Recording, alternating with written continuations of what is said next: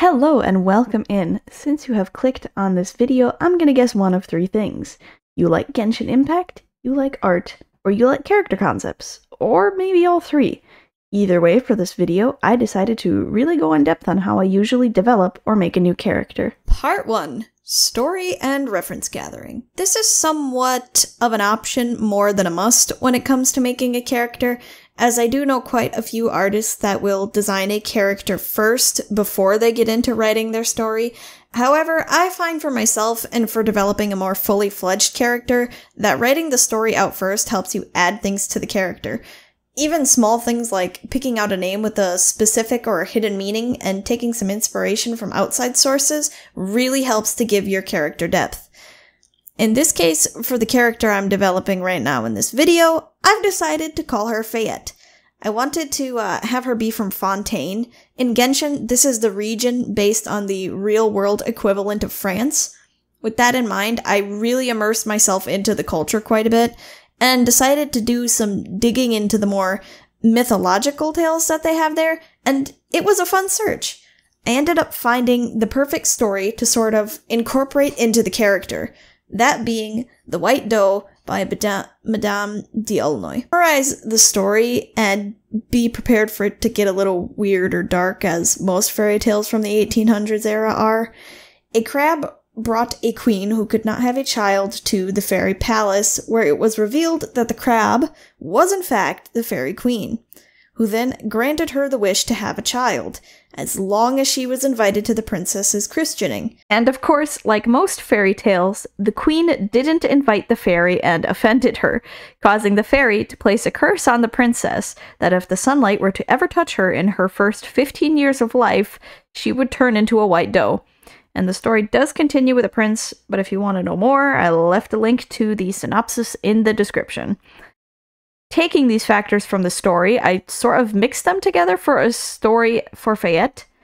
I decided to make her into a sort of fairy fawn, or doe in this instance, who also has a curse associated with light, just not sunlight, but in fact moonlight.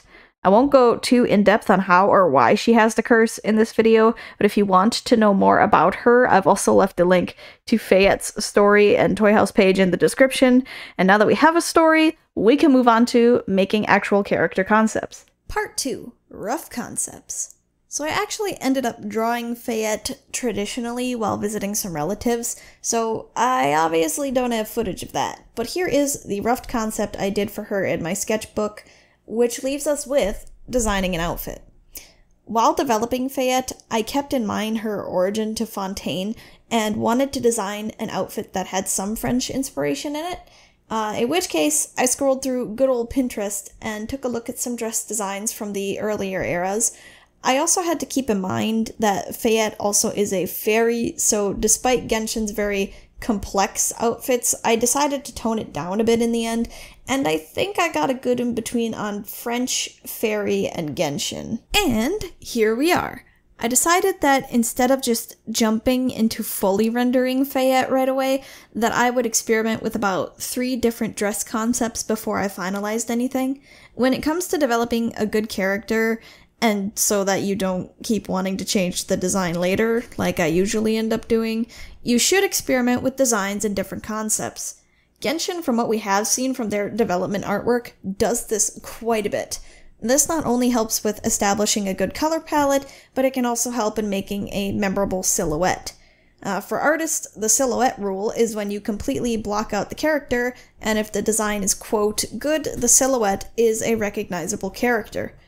Using the references I got earlier, I sort of mixed and matched different things from the outfits I liked. Also, hilariously, the first outfit I did sort of reminded me of Zelda's outfit from Breath of the Wild, which was unintentional, but it was quite funny anyway. Part 3. The final render. With the concepts done, I've finally moved on to the final render and design. Taking the concepts from before, I ended up taking a little bit out of every design for the most part. This included things like the colors and different aspects of the outfit to fuse into something new and more refined. I did end up experimenting with the colors and design, as you will see as the speed paint goes on. Some stuff stayed, but others didn't make it to the end or the final piece. So feel free to relax to the speed paint for a while, and I'll see you at the end of the video.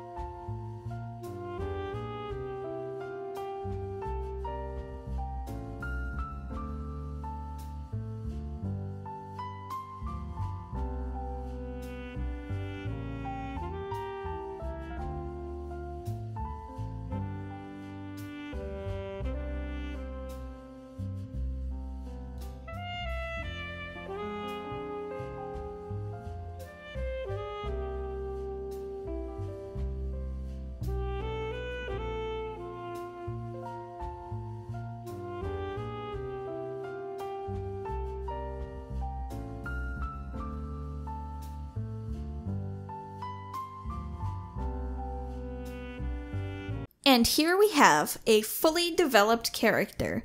This is Fayette. I really like how the final piece turned out.